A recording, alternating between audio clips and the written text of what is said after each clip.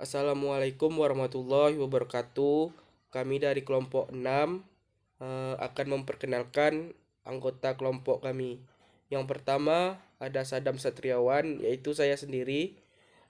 Yang selanjutnya ada Sonia Rita. Selanjutnya ada Tania Anindita. Selanjutnya ada Ulfa Fadillah. Selanjutnya ada Wahyuni Amanda. Selanjutnya Winda Windiati dan Wiza Mulyani.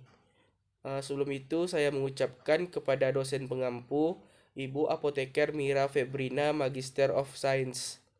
Baiklah, langsung saja saya sebagai materi pertama akan menjelaskan materi pada hari ini. Untuk pendahuluan, paru-paru ialah organ pada sistem pernafasan respirasi dan berhubungan dengan sistem peredaran darah, sirkulasi. Vertebrata yang bernafas dengan udara. Fungsinya adalah menukar oksigen dari udara dengan karbon dioksida di darah. Saluran nafas berfungsi untuk mengambil oksigen yang penting bagi kehidupan dan mengeluarkan karbon dioksida. Selanjutnya saluran pernafasan. Ada dua saluran pernafasan, yaitu saluran pernafasan atas dan saluran pernafasan bawah. Saluran pernafasan atas terdiri dari lubang hidung, rongga hidung, faring, laring. Untuk jenis infeksi saluran pernafasan atas itu ada batuk, pilek, faringitis, sinusitis, dan toksilitis.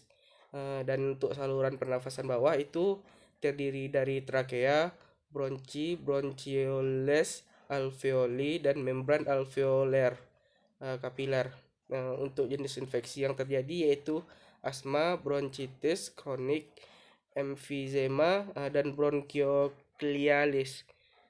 Selanjutnya itu ada obat antitusif, yaitu obat untuk menekan refleks batuk yang digunakan pada gangguan saluran nafas yang tidak berproduktif dan batuk akibat teriritasi. Secara umum, berdasarkan tempat kerja obat antitusif dibagi atas antitusif yang bekerja di perifer dan antitusif yang bekerja di sentral. Antitusif yang bekerja di sentral dibagi atas narkotik dan non-narkotik. Antitusif yang selalu digunakan merupakan opioid dan derivatnya, termasuk morfin, kodein, dextrometorphan, dan fokodin. Kebanyakannya berpotensi untuk menghasilkan efek samping termasuk depresi cerebral dan pernafasan juga terdapat penyalahgunaan. Antitusif bekerja di perifer. Obat ini menekan batuk dengan mengurangi iritasi lokal di saluran nafas, yaitu reseptor iritan perifer dengan cara anestesi langsung atau secara tidak langsung mempengaruhi lendir saluran nafas. Obat-obat anestesi, obat anestesi lokal seperti benzokain, benzilal alkohol, fenol dan garam fenol digunakan dalam pembuatan liaison gas.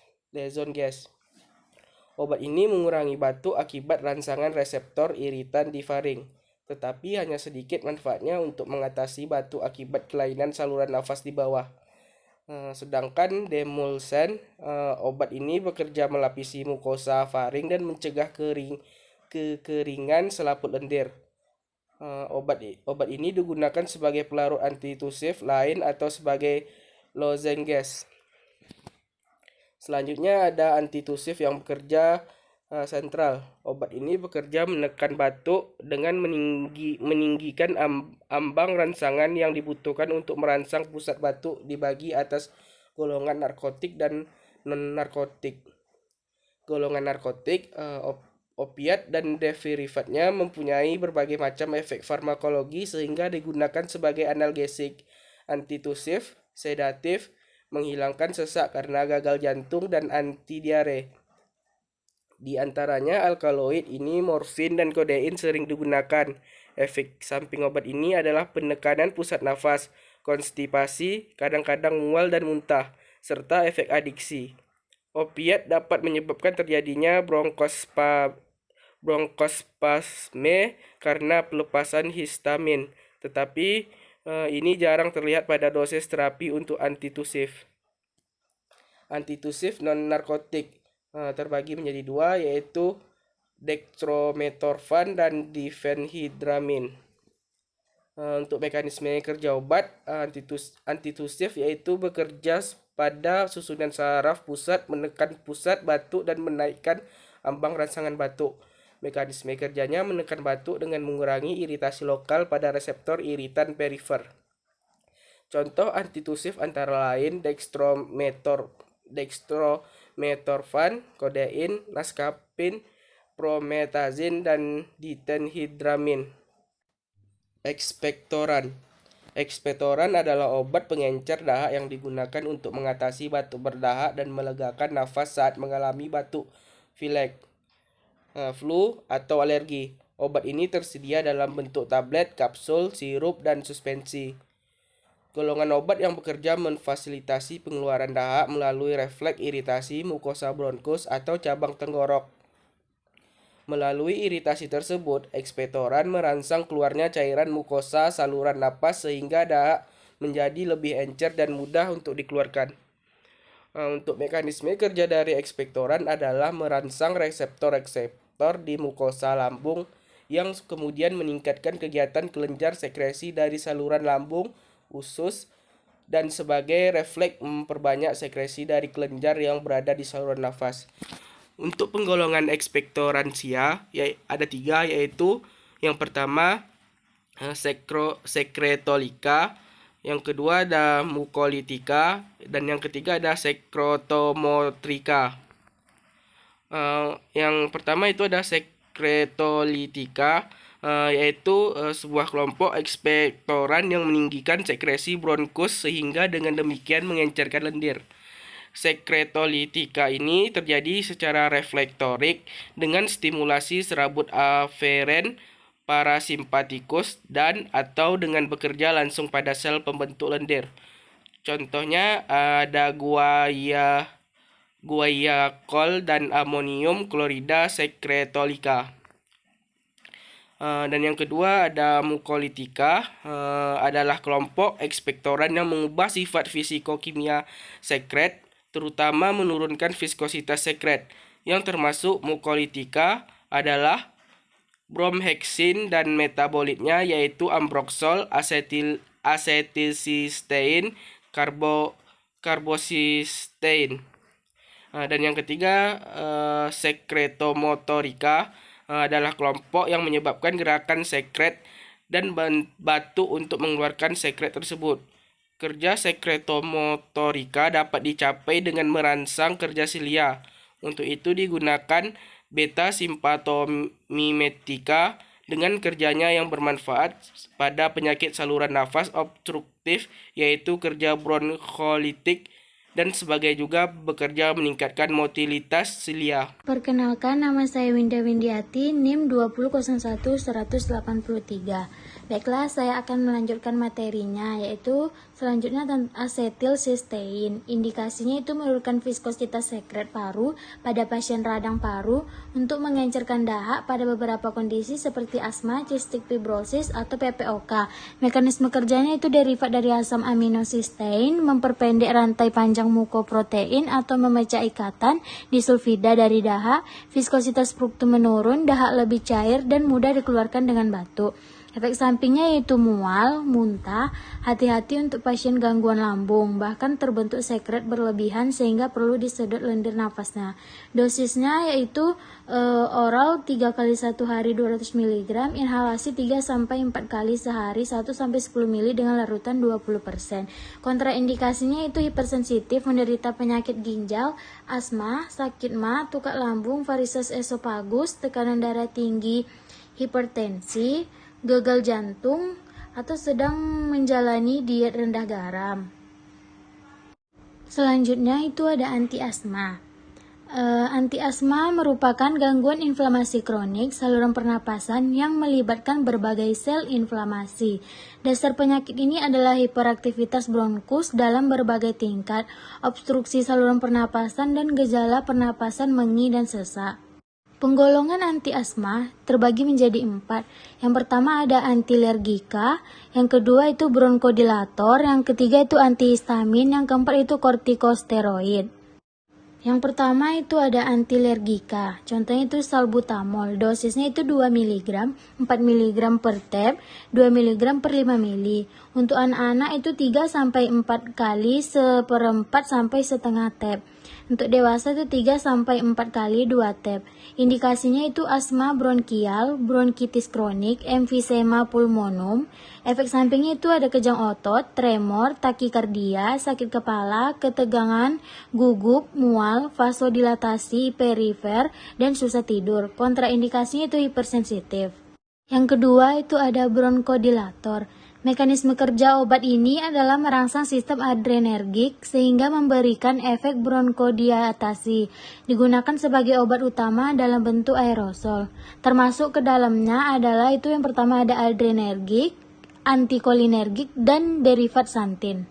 Yang pertama itu ada bronkodilator adrenergik. Zat ini bekerja selektif terhadap reseptor B2 yaitu bronkospasmolis dan tidak bekerja terhadap B1 stimulasi jantung. Contoh obatnya itu salbutamol, terbutalin, prosaterol, HCl, penoterol, dan formoterol.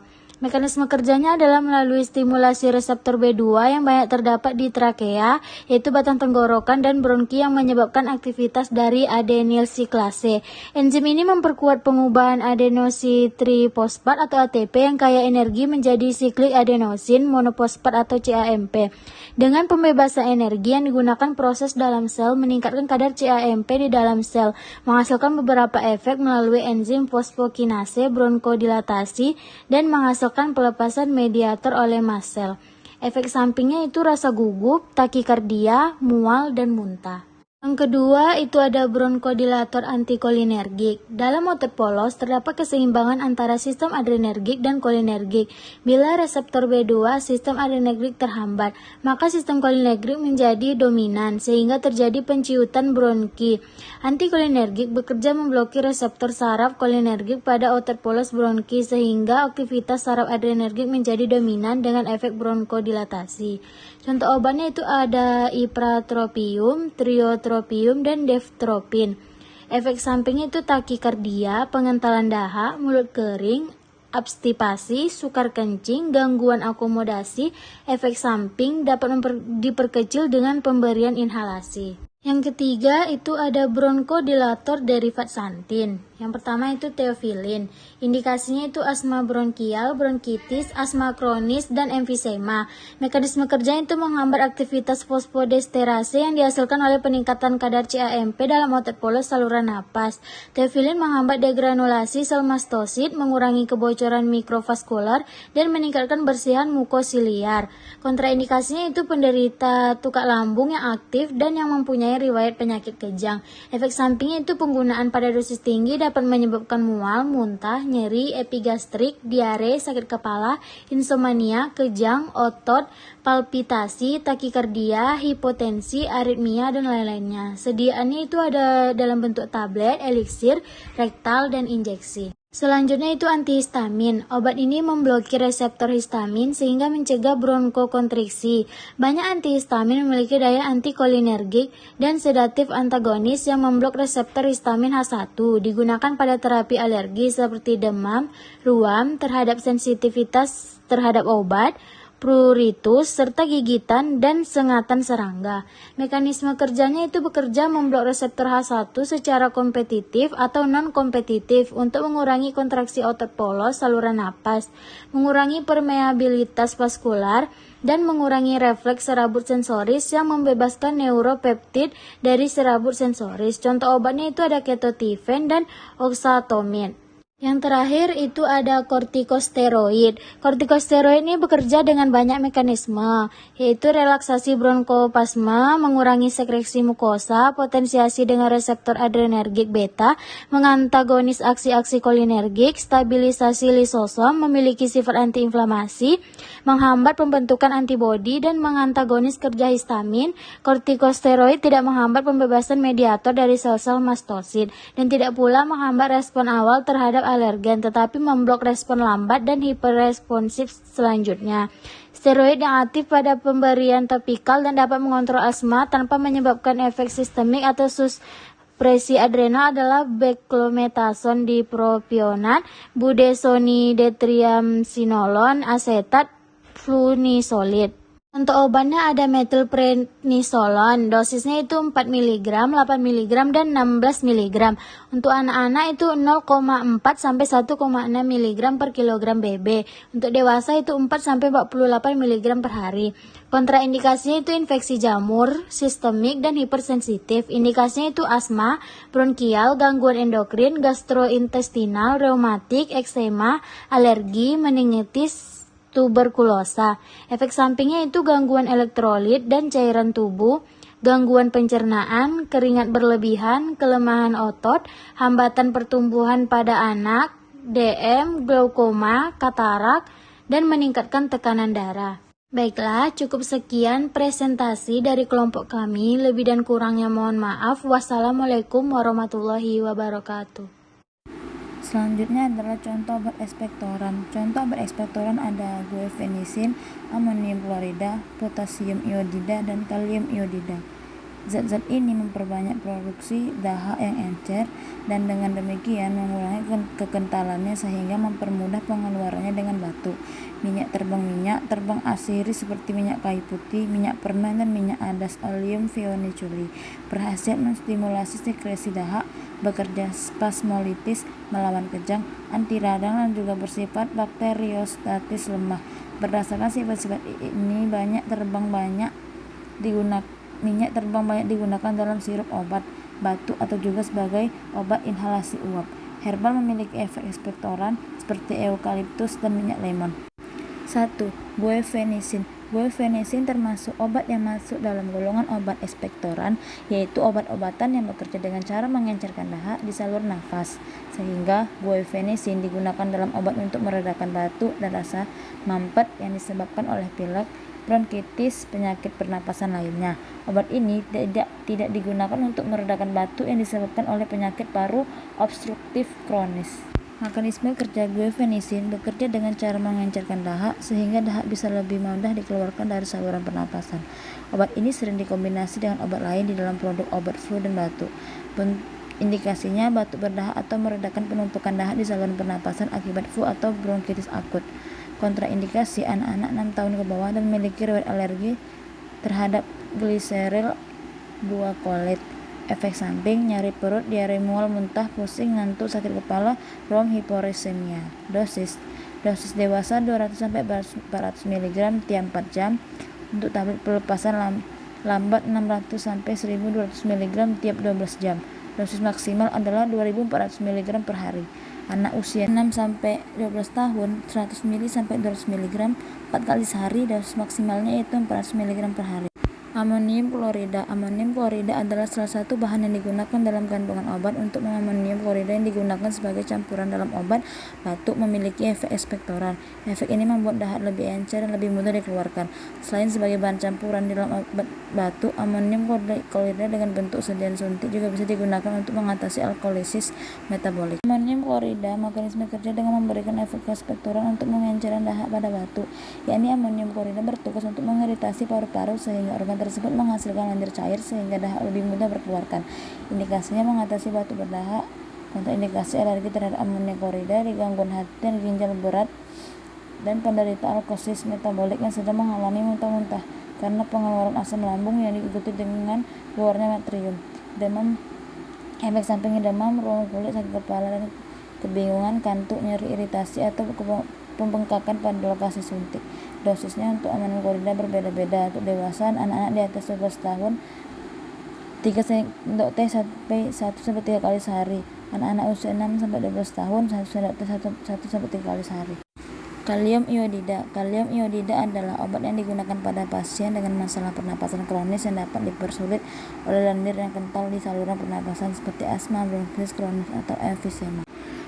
Mekanisme kerja kalium iodida adalah antidot yodium radioaktif, kemungkinan kontaminan lingkungan makanan dalam air selama darurat radiasi. Ini menjenuhkan kelenjar tiroid dengan yodium non-radioaktif sehingga mencegah penyerapan yodium radioaktif. Ini juga bertindak sebagai ekspektoran dengan meningkatkan sekresi saluran pernapasan dan mengurangi viskositas mukosa. Indikasinya kelenjar tiroid, pengenceran dahak. Kontraindikasi kondisi tiroid nodular dengan penyakit jantung, vakulitis, berkomementemic, dermatitis, dan herpetiformis. Efek sampingnya reaksi hipersensitivitas, reaksi terkait tiroid, yodium atau keracunan, yodium kronis, dermatitis, dan jerawat kambuh. Dosisnya sebagai larutan jenuh kalium iodida 300 atau 600 mg 3 atau 4 kali sehari. Anak-anak kecil dari atau 1 sama dengan 1 bulan 16,25 mg sekali sehari. 1 bulan sampai 3 tahun 32,5 mg sekali sehari. 3 sampai 12 tahun 65 mg sekali sehari. 12 tahun dengan berat badan di atas 68 kg 65 mg sekali sehari. 12 tahun dengan berat di atas 68 kg sama dengan dosis dewasa. Mukolitik merupakan obat yang bekerja dengan cara menghancurkan dahak yang kental sehingga lebih mudah dikeluarkan melalui batuk dan sering dijumpai pada penderita bronkitis. Mekanisme kerja mukolitik, golongan obat yang bekerja dengan cara memecah ikatan kimia mukoprotein dan mukopolisakarida pada dahak serta mencegah ikatan disulfida pada dahak. Hal yang terjadi penurunan viskositas atau kekentalan dahak. Dahak menjadi encer dan tidak lengket, memudahkan pengeluaran dahak dari saluran nafas. Agen metabolik ambroxol HCl, erdostein, bromohexin HCl, asetilsistein. Efek samping yang jarang terjadi, iritasi pendarahan saluran cerna, mual, muntah, alergi. Tidak dianjurkan pada pasien yang tukang saluran cerna dan alergi obat metolid. Ambroxol HCl, suatu metabolit bromohexin yang memiliki mekanisme kerja sama dengan bromohexin. Indikasinya obat untuk meredakan batuk berdahak akibat beberapa kondisi seperti bronkitis atau emfisema. Pada kondisi bentuk berdahak yang disebabkan oleh infeksi bakteri, maka penggunaan ambroxol bisa dikombinasikan dengan antibiotik. Mekanisme kerja memperlancar pengeluaran sekret kental dari kelenjar mukosa, mengurangi batuk dan volume dahak, sekresi lendir normal kembali, melegakan pernafasan. Efek samping ringan pada saluran pencernaan, reaksi alergi, mual, muntah. Kontraindikasi hipersensitif, alergi terhadap obat lain. Dosisnya dewasa 3 kali sehari 1 tablet. Anak-anak di bawah 2 tahun 1,5 sendok teh ambroxol sirup 2 kali sehari. Anak-anak 2-5 tahun setengah sendok teh 3 kali sehari. Anak-anak di atas 5 tahun 1 sendok teh 2-3 kali sehari. Erdostein adalah obat untuk meredakan batuk berdahak akibat kambuhnya bronkitis kronis. Bronkitis kronis merupakan peradangan yang berlangsung kronis lama di saluran pernapasan. Kondisi ini akan yang menyebabkan terjadinya peningkatan produksi dahak. Mekanisme kerjanya menghancurkan mukus dan sputum purulen yang menjadi aktif setelah proses metabolisme, di mana gugus sulfidril bebas dibentuk. Gugus sulfidril akan mencegah ikatan disulfida yang mengikat serat-serat glikoprotein dalam mukus yang menyebabkan sekresi bronkus menjadi encer sehingga lebih mudah dikeluarkan. Indikasinya untuk penyakit paru obstruktif kronis. Dosisnya batuk berdahak akibat bronkitis 300 mg 2 kali sehari. Efek samping sakit kepala, muntah, diare, sakit perut. Kontraindikasi hipersensitivitas terhadap produk erdostein, sirosis hepatis, dan defisiensi enzim cysteine sintesase.